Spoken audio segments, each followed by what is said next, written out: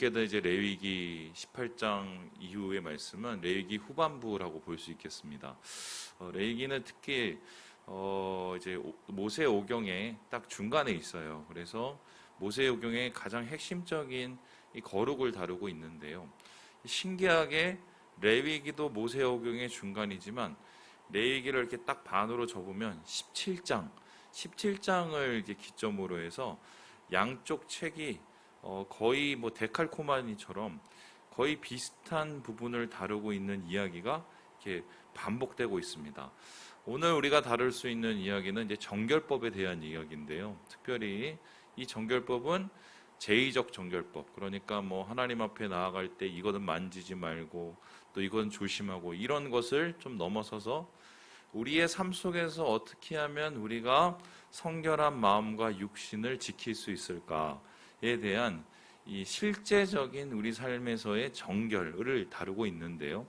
그 대표적인 첫 번째의 이야기가 뭐냐면 가장 성스럽고 또 가장 추악할 수 있는 남녀 간의 성에 대한 이야기입니다.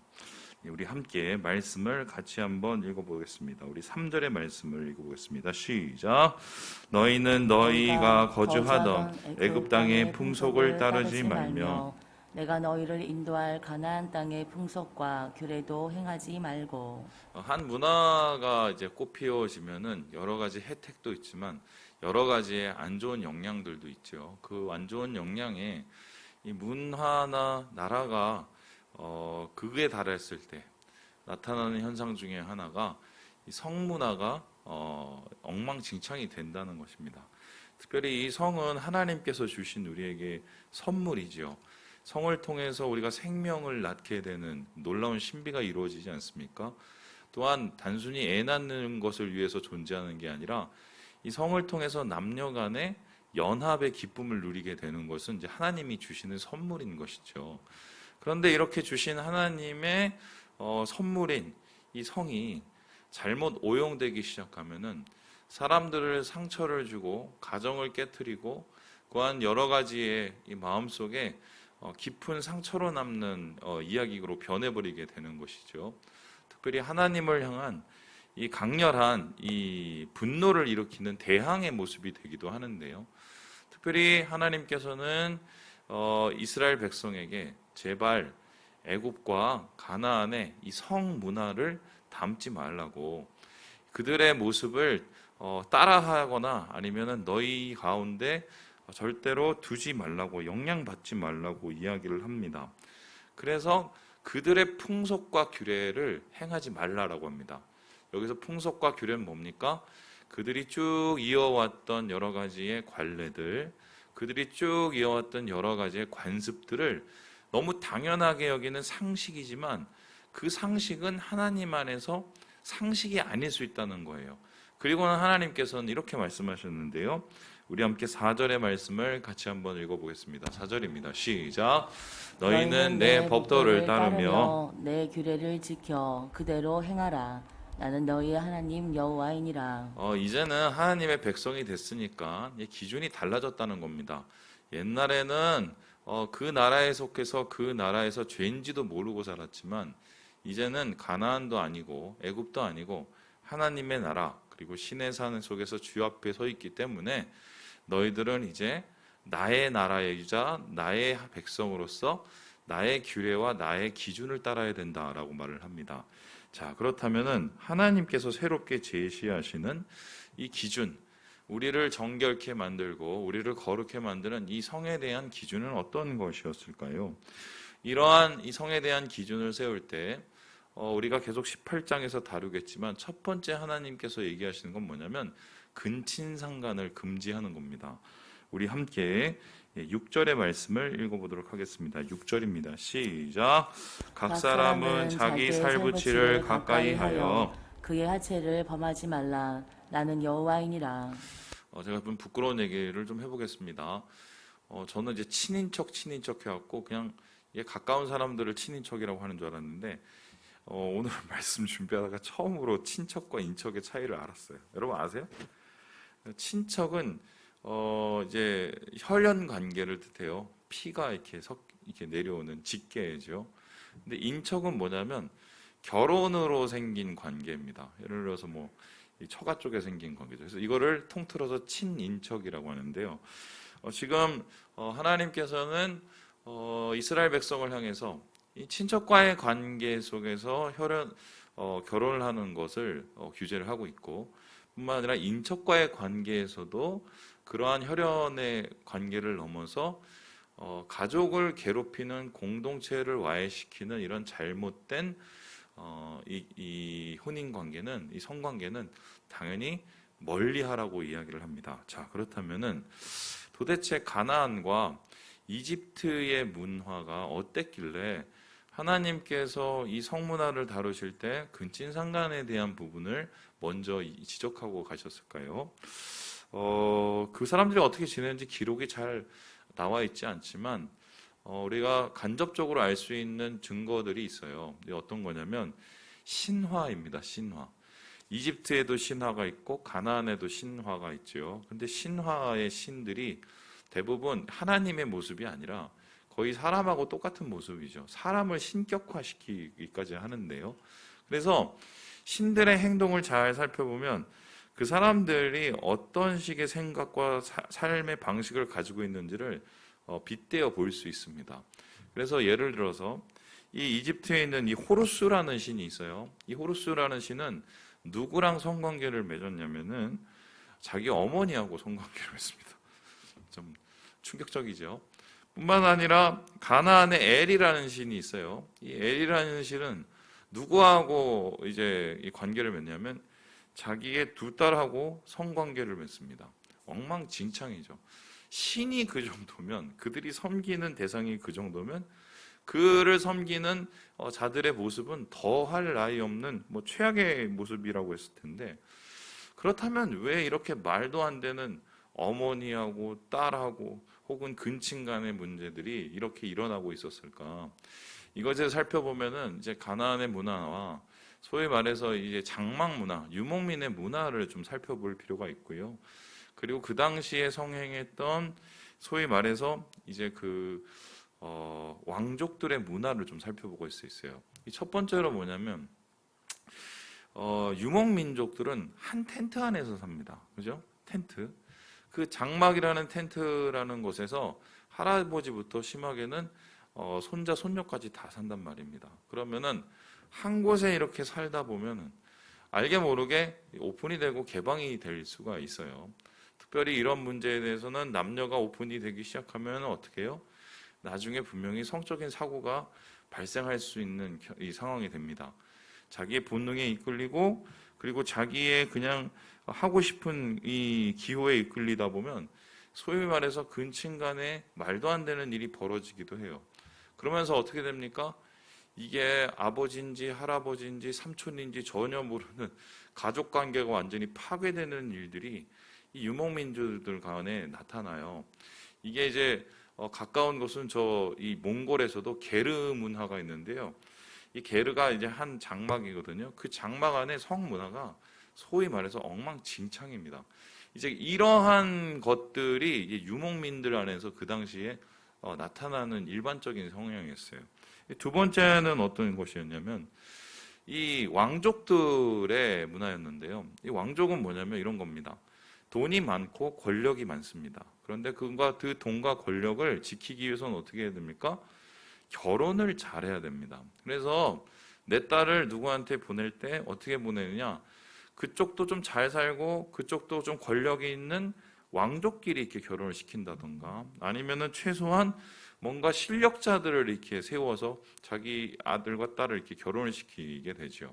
그런데 그것보다도 더 확실하게 자기의 이 권력을 지키고 돈을 지키는 방법은 근친상간이었어요.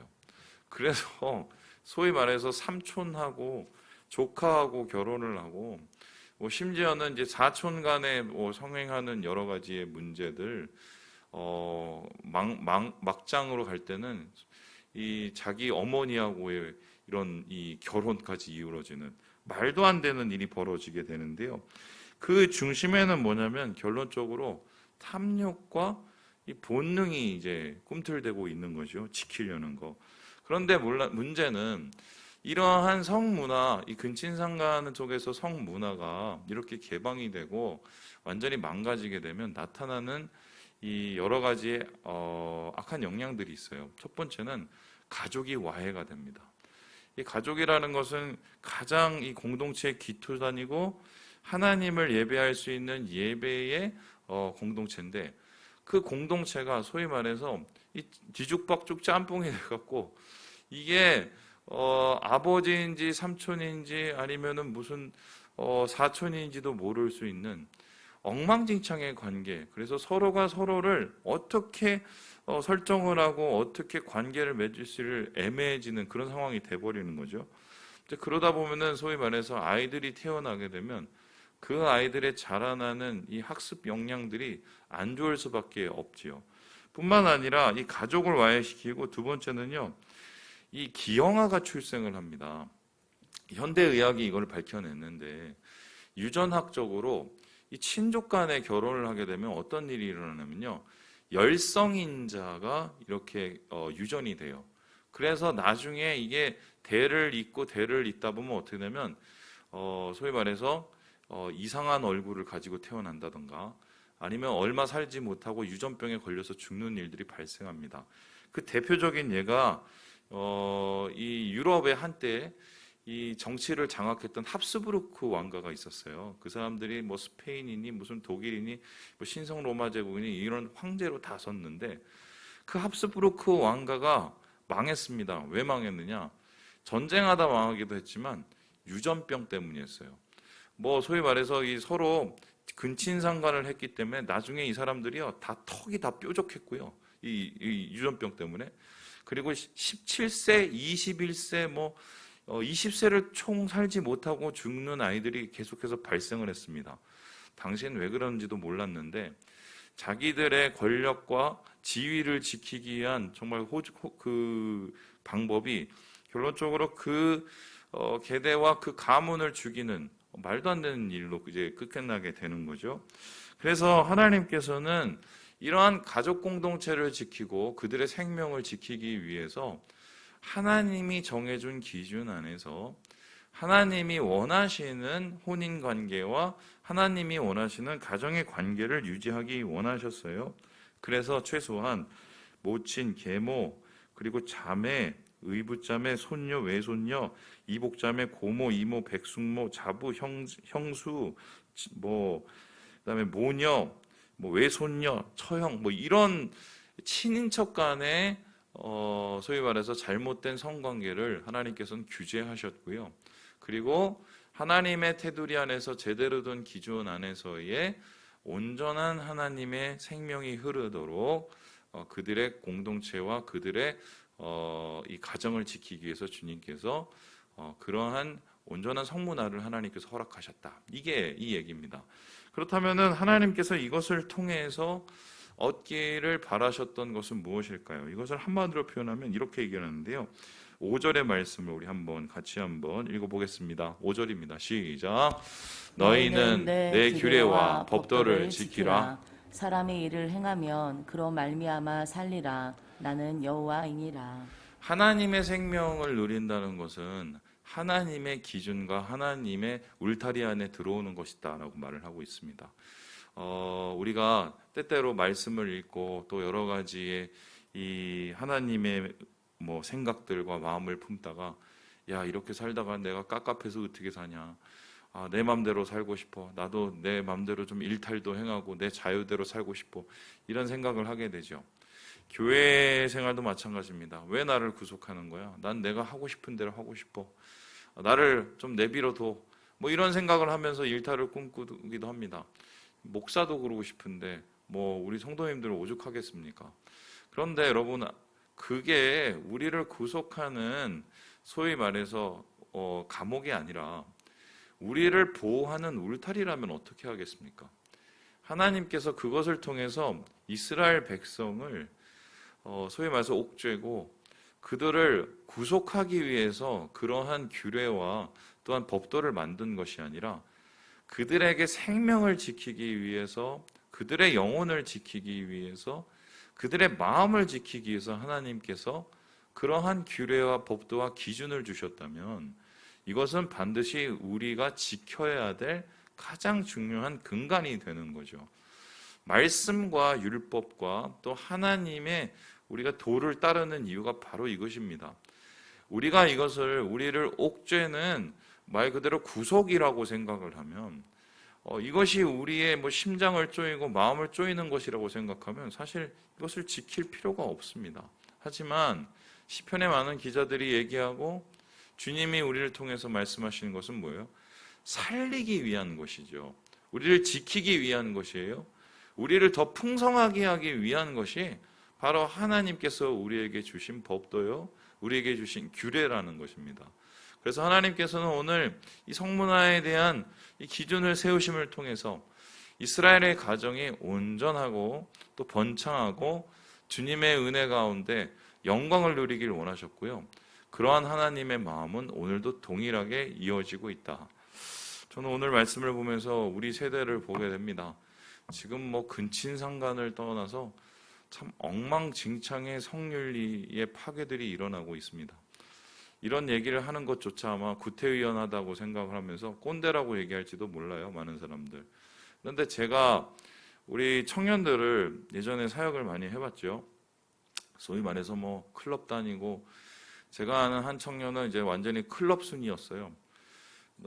클럽에 가서 거기에서 살던 애, 소위 살던 애. 근데 그 친구가 나중에 이제 극적으로 예수님 만나서 돌아왔거든요. 그리고 나서 이제 교회 열심히 다녔는데 제가 그 친구한테 물어봤습니다. 누구야? 너 그때로 다시 돌아가고 싶니? 그때의 자유를 다시 누리고 싶니? 이렇게 얘기하면 그 친구가 아예 손과 발을 막 저으면서 목사님 절대로 싫어요. 절대로 싫어요. 왜? 그때 좀 자유로웠잖냐? 자유가 아니라 그건 혼돈 그 자체였어요. 저한테 그 얘기를 하더라고요. 그리고 그러면서 제 마음과 제 영혼과 제 육신이 상하는 걸 너무 많이 경험했기 때문에 다시 그때로 돌아가기 싫다고 저에게 그렇게 고백하는 걸 제가 그때 들었습니다. 여러분, 하나님께서 우리를 지키기 원하십니다. 우리가 잘 되길 원하세요. 우리가 생명을 누리길 원하십니다. 주님 안에서 이 8월을 주님의 그 마음을 이해하면서 하나님의 길로 주님이 원하시는 방법으로 내 뜻과 내 마음대로가 아니라 하나님 뜻과 하나님이 바라시는 그 마음을 이루어가면서 주님께 영광을 돌리시는 이 한 달 되시길 주님의 이름으로 축원합니다.